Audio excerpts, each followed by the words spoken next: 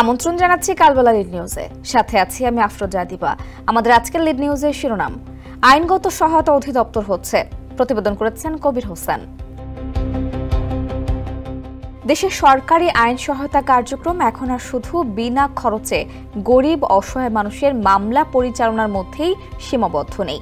জাতীয় আইনগত সহায়তা প্রদান সংস্থার মাধ্যমে দেওয়া এই আইন সহায়তার পরিধির ব্যাপক বিস্তৃতি ঘটেছে। বিনা খরচে মামলা পরিচালনার পাশাপাশি যে কোনো বিচার প্রার্থীকে আইনি পরামর্শ দেওয়া হচ্ছে। Japan Bangladesh joint venture company JBS holdings limited ৯টি আইনের বিরোধ প্রচলিত আদালতে মামলা দায়েরের আগেই আইনগত সহায়তা প্রদান অফিসে মধ্যস্থতার মাধ্যমে নিষ্পত্তির উদ্যোগ গ্রহণ বাধ্যতামূলক করা হয়েছে। শ্রমিকের আইনি সহায়তার জন্য আইন সহায়তা সেল স্থাপন সহ নানামুখী পদক্ষেপ নেওয়া হয়েছে। উদ্যোগ নেওয়া হয়েছে লিগ্যাল এইড আইনগত সহায়তা অফিসের সক্ষমতা বাড়ানোর। সংশ্লিষ্টরা বলছেন, জনমুখী বিচার ব্যবস্থা প্রতিষ্ঠা, ধনী গরিব সবার জন্য সমান আইনি অধিকার প্রাপ্তি নিশ্চিত করা, স্বল্প ও কম খরচে মামলা দ্রুত নিষ্পত্তির ব্যবস্থা করা সহ নানা দিক বিবেচনায় সরকার এসব পদক্ষেপ নিয়েছে। দেশের প্রচলিত আদালতে যে পরিমাণ মামলা বিচারাধীন, তাতে করে ন্যায় বিচার নিশ্চিত করতে বিকল্প উপায়ে বিরোধ নিষ্পত্তির বিকল্প নেই। সেই লক্ষ্যে সরকারের আইনি সহায়তা কার্যক্রমকে ঢেলে সাজানো হয়েছে। এই কার্যক্রমকে গতিশীল ও ফলপ্রসূ করার জন্য এবার জাতীয় আইনগত সহায়তা সংস্থা বিলুপ্ত করে আইনগত সহায়তা অধিদপ্তর প্রতিষ্ঠা করতে যাচ্ছে সরকার।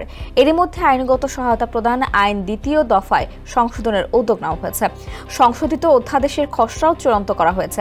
আগামী সপ্তাহে আন্তঃ মন্ত্রণালয়ের সচিব পর্যায়ের বৈঠকে খসড়া অধ্যাদেশটি চূড়ান্ত করা হবে বলে সূত্র জানিয়েছে। সংশোধিত অধ্যাদেশে জাতীয় আইনগত সহায়তা সংস্থা বিলুপ্ত করে বাংলাদেশ আইনগত সহায়তা অধিদপ্তর প্রতিষ্ঠার কথা বলা হয়েছে। এই অধিদপ্তরের প্রধান হবেন একজন মহাপরিচালক। বিদ্যমান আইনে সংস্থা পরিচালনার জন্য জাতীয় পরিচালনা বোর্ড রয়েছে। এর পরিবর্তে অধ্যাদেশে জাতীয় উপদেষ্টা পরিষদ গঠন করার কথা বলা হয়েছে। অধিদপ্তরের বিশেষ দায়িত্বের ব্যাপারে খসড়া অধ্যাদেশে বলা হয়েছে, অধিদপ্তর বাংলাদেশে আইনগত সহায়তা সেবা সংক্রান্ত কার্যক্রম পরিচালনার জন্য সরকারিভাবে এখতিয়ার সম্পন্ন একমাত্র প্রতিষ্ঠান হিসেবে দায়িত্ব পালন করবে। আইনগত সহায়তা সেবা সংক্রান্ত কার্যক্রম পরিচালনার সাথে সম্পৃক্ত বেসরকারি সংস্থা বা প্রতিষ্ঠানসমূহের কর্ম এলাকা নির্ধারণে সংশ্লিষ্ট সরকারি প্রতিষ্ঠানকে সুপারিশ বা মতামত প্রদান করতে পারবে এবং সময় সময় তাদের আইনগত সহায়তা প্রদান কার্যক্রমসমূহ পর্যবেক্ষণ করবে। পেশাদার মধ্যস্থতাকারী সৃষ্টির উদ্দেশ্যে প্রশিক্ষণ কার্যক্রম সহ মধ্যস্থতার সনদ প্রদান করবে। প্রবাসী নাগরিক ও বিদেশে কর্মরত বাংলাদেশি শ্রমিকদের আইনগত সহায়তা প্রদানের জন্য বিভিন্ন দূতাবাসে লিগ্যাল এইড অফিসার পদায়নে সরকারকে সুপারিশ ও প্রয়োজনীয় পরামর্শ প্রদান করবে। অধিদপ্তর এই ধারার বিধান বাস্তবায়নকল্পে প্রয়োজনীয় যে কোনো নির্দেশনা প্রস্তুত ও জারি করতে পারবে। অধিদপ্তরের দায়িত্ব ও কার্যাবলীর ব্যাপারে খসড়ায় আরও বলা হয়েছে, আর্থিকভাবে অসচ্ছল, সহায় সম্বলহীন এবং নানাবিধ আর্থসামাজিক কারণে বিচার প্রাপ্তিতে অসমর্থ বিচার প্রার্থী জনগণকে সরকারি খরচে আইনগত সহায়তা প্রদান, স্বল্পতম সময়ে ও ন্যূনতম ব্যয়ে বিকল্প বিরোধ নিষ্পত্তি সেবা প্রদানের উদ্দেশ্যে মধ্যস্থতা সেবার সম্প্রসারণ ও বাস্তবায়নে প্রয়োজনীয় উদ্যোগ গ্রহণ, কোনো নাগরিক বা শিশু বা সংক্ষুব্ধ ব্যক্তির তাৎক্ষণিক জরুরি আইনগত সহায়তা প্রয়োজন হলে প্রযোজ্য ক্ষেত্রে জরুরি আইনগত সহায়তা ও আইনি পরামর্শ প্রদান। অধিদপ্তরের সামর্থ্য সাপেক্ষে ক্ষতিগ্রস্ত ব্যক্তিকে পুনর্বাসনমূলক আইনগত সহায়তা প্রদান করবে। মহানগর, জেলা, উপজেলা ও ইউনিয়ন পর্যায়ে বা যে কোনো স্থানে আইনগত পরামর্শ প্রদানে প্রয়োজনীয় উদ্যোগ গ্রহণ করবে।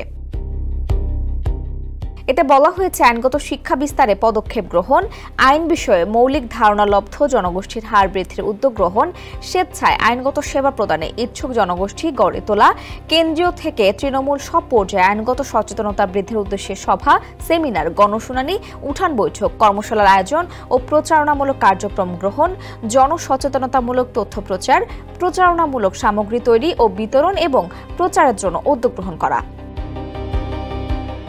এতে বলা হয়েছে, সব বিচার প্রার্থী জনগণের জন্য আইনগত সহায়তা কার্যক্রম ডিজিটাল পদ্ধতিতে সহজলভ্যকরণ, মহানগর, জেলা, উপজেলা ও ইউনিয়ন পর্যায় সহ অধিদপ্তরের অধীন সকল কার্যালয়ে আইনগত সহায়তা ও বিকল্প বিরোধ নিষ্পত্তি সংক্রান্ত কার্যক্রম তদারকি ও নিয়ন্ত্রণ, অসমর্থ বিচার প্রার্থীগণের আইনগত সহায়তা পাওয়ার যোগ্যতা নিরূপণ সহ আইনগত সহায়তা সংশ্লিষ্ট নীতিমালা প্রণয়ন ও বাস্তবায়ন, আইনের অধীন দায়িত্বপ্রাপ্ত chief legal aid officer, panel আইনজীবী এবং স্পেশাল মধ্যস্থতাকারীদের কার্যাবলী নিয়ন্ত্রণ ও তত্ত্বাবধান করা। আইন বিচার ও সংসদ বিষয়ক মন্ত্রণালয়ের special consultant barrister Tanim Hossain Shawon এ ব্যাপারে বলেন, বর্তমান সরকার লিগ্যাল এইড কার্যক্রমের ব্যাপ্তি ও পরিধি অনেক বাড়িয়েছে। গরিব অসহায় মানুষকে আইন সহায়তা প্রদানের পাশাপাশি মধ্যস্থতার মাধ্যমে মামলা নিষ্পত্তিতে জোর দিয়ে সংশ্লিষ্ট আইনের সংশোধনী এনেছে। প্রচলিত আদালতে মামলা জটের যে অবস্থা, তাতে লিগ্যাল এইড অফিসার মাধ্যমে মধ্যস্থতার ভিত্তিতে বিরোধ নিষ্পত্তির কোনো বিকল্প নেই।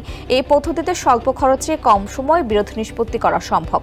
সেজন্য সরকার লিগ্যাল এইড অফিসের কার্যক্রমকে ফলপ্রসূ ও সফল করার উদ্দেশ্যে আইনগত সহায়তা অধিদপ্তর প্রতিষ্ঠা করতে যাচ্ছে। তিনি আরো বলেন, এছাড়া অধিদপ্তরের একটি কাজ হলো পেশাদার মধ্যস্থতাকারী তৈরি করা, যাতে সরকারের লিগ্যাল এইড অফিসের বাইরেও তারা বিরোধ নিষ্পত্তিতে কার্যকর ভূমিকা রাখতে পারেন। এটা করা সম্ভব হলে আদালতে মামলার চাপ অনেক কমে যাবে। এছাড়া বিচার বিভাগ সংস্কার কমিশনের সুপারিশেও আইনগত সহায়তা সংস্থাকে অধিদপ্তর করার প্রস্তাব করা হয়েছিল। সে অনুযায়ী মন্ত্রণালয় পদক্ষেপ নিয়েছে।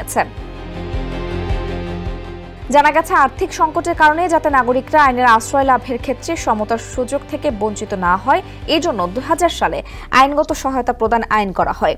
এই আইন অনুসারে 2001 সালে জাতীয় আইনগত সহায়তা প্রদান সংস্থা গঠন করা হয়। 2009 সালের আগ পর্যন্ত সংস্থাটির কার্যক্রম ছিল স্থবির। 2009 সালে সংস্থার জন্য পৃথক কার্যালয় প্রতিষ্ঠা করা হয়। পাশাপাশি প্রতিটি জেলা আদালতে সংস্থার কার্যালয় স্থাপন করা হয়। এখন দেশের 64 জেলায় স্থায়ী লিগ্যাল এইড অফিস রয়েছে। জানা গেছে, 2009 সাল থেকে গত মার্চ পর্যন্ত এ সংস্থায় 11,95,075 জন অসচ্ছল বিচার প্রার্থী বিনামূল্যে আইনি সেবা নিয়েছেন। Supreme court legal aid office, দেশের 64 জেলা লিগ্যাল এইড অফিস, ঢাকা ও চট্টগ্রাম শ্রমিক আইনগত সহায়তা সেল, সরকারি আইনি সহায়তায় জাতীয় হেল্পলাইন কল সেন্টারে টোল ফ্রি 16430 মাধ্যমে এ সেবা দেওয়া হয়। আর এ সময় ক্ষতিপূরণ হিসেবে 252,51,61,081 টাকা আদায় করে বিচার প্রার্থীদের দিয়েছে জেলা লিগ্যাল অফিসগুলো। আইনের 21 ক ধারা অনুসারে সারা দেশে লিগ্যাল এইড অফিসার বিকল্প পদ্ধতিতে প্রচলিত আদালতের বাইরে বিরোধ নিষ্পত্তি করেন এবং আইনি সেবা প্রত্যাশীদের আইনি পরামর্শ প্রদান করেন। আইনের অধীনে থেকে লিগ্যাল এইড অফিসার মধ্যস্থতা কার্যক্রম পরিচালনা করেন এবং আইনি প্রক্রিয়ায় দুপক্ষের সম্মতি ও সমঝোতায় মধ্যস্থতা চুক্তি সম্পাদন করে থাকেন। এ প্রক্রিয়ায় বিরোধ নিষ্পত্তিতে সুফলও মিলছে, অর্থ সময় দুটোই সাশ্রয় হচ্ছে। সংশ্লিষ্টরা বলছেন, বর্তমানে সারা দেশে 45 লাখ মামলা বিচারাধীন। মামলা জট চরম আকার ধারণ করেছে।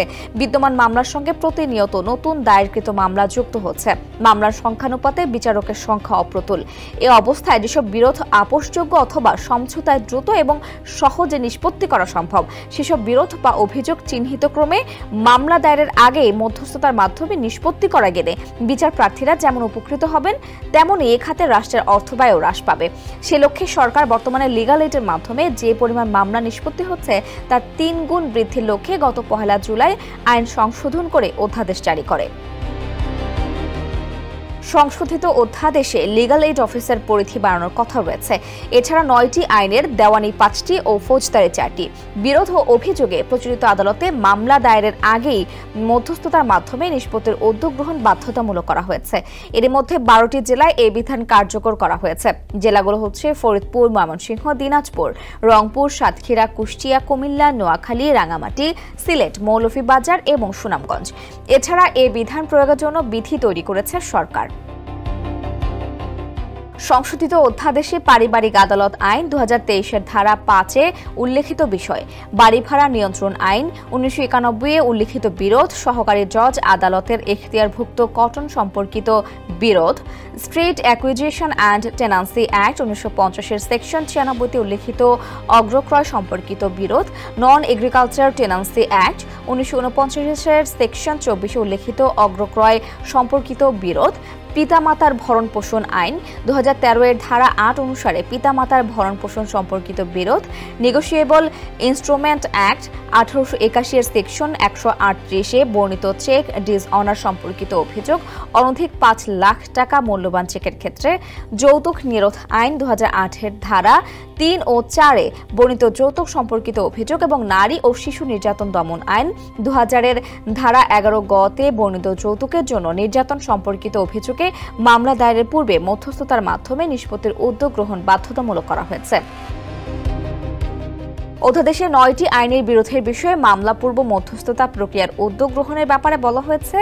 বিরোধ নিষ্পত্তির ক্ষেত্রে সংক্ষুব্ধ পক্ষকে আবশ্যিকভাবে ওই বিরোধ প্রথমে লিগ্যাল এইড অফিসে মধ্যস্থতার মাধ্যমে নিষ্পত্তির উদ্দেশ্যে আবেদন করতে হবে। মধ্যস্থতা প্রক্রিয়া ব্যর্থ হলে বিরোধের কোনো পক্ষ প্রয়োজনে উপযুক্ত আদালতে মামলা দায়ের করতে পারবে। মামলা দায়েরের ক্ষেত্রে মামলা দায়েরকারীকে বিধি ধারা নির্ধারিত পদ্ধতিতে প্রস্তুতকৃত প্রতিবেদন সংশ্লিষ্ট আদালতে বাধ্যতামূলকভাবে দাখিল করতে হবে। মামলা দায়েরের ক্ষেত্রে মামলা পূর্ব মধ্যস্থতা প্রক্রিয়ায় ব্যয়িত সময়টা আমাদের মেয়াদ গণনার ক্ষেত্রে বাদ যাবে। সংশোধিত অধ্যাদেশের উদ্দেশ্য পূরণকল্পে এতে প্রতিটি লিগ্যাল এইড অফিসারের পাশাপাশি একজন চিফ লিগ্যাল এইড অফিসার ও স্পেশাল মিডিয়েটর নিয়োগের কথা বলা হয়েছে। এতে বলা হয়েছে এই আইনের উদ্দেশ্য পূরণকল্পে সরকার বিধি দ্বারা নির্ধারিত পদ্ধতিতে বাংলাদেশ জুডিশিয়াল সার্ভিসের সদস্যদের মধ্য হতে প্রয়োজনীয় সংখ্যক চিফ লিগ্যাল এইড অফিসার এবং লিগ্যাল এইড অফিসার নিয়োগ ও পদায়ন করবে এবং তাদের দায়িত্ব কর্তব্য সংস্থা সময় আদেশ দ্বারা নির্ধারণ করবে। এতে আরো বলা হয়েছে চিফ লিগ্যাল এইড অফিসার বা লিগ্যাল এইড অফিসার আইনগত সহায়তা প্রার্থীকে বিধি দ্বারা নির্ধারিত পদ্ধতিতে আইনি পরামর্শ প্রদান করতে পারবে, মামলা পূর্ব মধ্যস্থতার উদ্যোগ গ্রহণ করতে পারবে এবং প্রচলিত আইনের অধীন আপোষযোগ্য যে কোনো বিষয়ে কোনো আদালত বা ট্রাইব্যুনাল মামলা দায়ের পরবর্তী মধ্যস্থতা কার্যক্রমের জন্য পাঠালে তা নিষ্পত্তির ক্ষমতা সংশ্লিষ্ট অফিসারের থাকবে।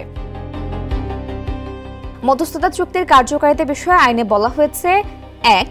পক্ষগণের স্বাক্ষর ও মধ্যস্থতাকারীর স্বাক্ষরক্রমে সম্পাদিত এবং চিফ লিগ্যাল এইড অফিসার কর্তৃক প্রত্যায়িত প্রতিটি মধ্যস্থতা চুক্তি চূড়ান্ত, বলবৎযোগ্য এবং পক্ষগণের ওপর বাধ্যকর হবে। ওই চুক্তি আদালতের ডিক্রি অথবা ক্ষেত্রমত চূড়ান্ত আদেশ বলে গণ্য হবে এবং এখতিয়ার সম্পন্ন আদালতের মাধ্যমে ওই ডিক্রি বা আদেশ জারি করা যাবে। এই আইনের অধীন মামলাপূর্ব মধ্যস্থতা কার্যক্রম চলমান অবস্থায় বিশেষ কোনো ব্যবস্থা গ্রহণের কারণ উদ্ভূত হলে লিগ্যাল এইড অফিস প্রয়োজনীয় আদেশ বা নির্দেশ দিতে পারবে এবং ওই আদেশ বা নির্দেশ বাস্তবায়নে আইন প্রয়োগকারী সংস্থা, সংবিধিবদ্ধ সরকারি সংস্থা বা প্রতিষ্ঠান প্রয়োজনীয় সহায়তা প্রদান করবে। স্পেশাল মিডিয়েটর মধ্যস্থতাকারী নিয়োগের ব্যাপারে সংশোধিত অধ্যাদেশে বলা হয়েছে 1. এই আইনের অধীনে স্পেশাল মিডিয়েটর হিসেবে কার্যক্রম পরিচালনার জন্য সংস্থা সরকারের পূর্বানুমোদন ক্রমে অবসরপ্রাপ্ত জেলা জজ এবং মধ্যস্থতা বিষয়ে অভিজ্ঞ ও বিশেষ প্রশিক্ষণপ্রাপ্ত আইনজীবীদের মধ্য থেকে স্পেশাল মিডিয়েটরদের একটি তালিকা প্রস্তুত করবে। সংস্থা সরকারের পূর্বানুমোদন ক্রমে ওই তালিকা থেকে প্রত্যেক লিগ্যাল এইড অফিসে মধ্যস্থতা কার্যক্রমের চাহিদা ও প্রয়োজনীয়তা বিবেচনায় প্রয়োজনীয় সংখ্যক স্পেশাল মিডিয়েটর নিয়োগ প্রদান করবে। জেলা পর্যায়ে লিগ্যাল এইড অফিস স্থাপনের পাশাপাশি সরকার supreme court legal aid office এবং ঢাকা ও চট্টগ্রাম শ্রমিক আইনগত সহায়তা সেল প্রতিষ্ঠা করেছে। এছাড়া উপজেলা পর্যায়ে উপজেলা লিগ্যাল এইড কমিটি এবং ইউনিয়ন পর্যায়ে ইউনিয়ন লিগ্যাল এইড কমিটি গঠন করা হয়েছে। চৌকি আদালতে ও শ্রম আদালতে গঠিত হয়েছে বিশেষ কমিটি। এসব কমিটির সহযোগিতায় লিগ্যাল এইড অফিসগুলো আর্থিকভাবে অসচ্ছল, সহায় সম্বলহীন এবং নানাবিধ আর্থ সামাজিক কারণে বিচার পেতে অসমর্থ বিচার প্রার্থী ও শ্রমজীবী জনগণকে সরকারি খরচে আইনগত সহায়তা প্রদান করছে।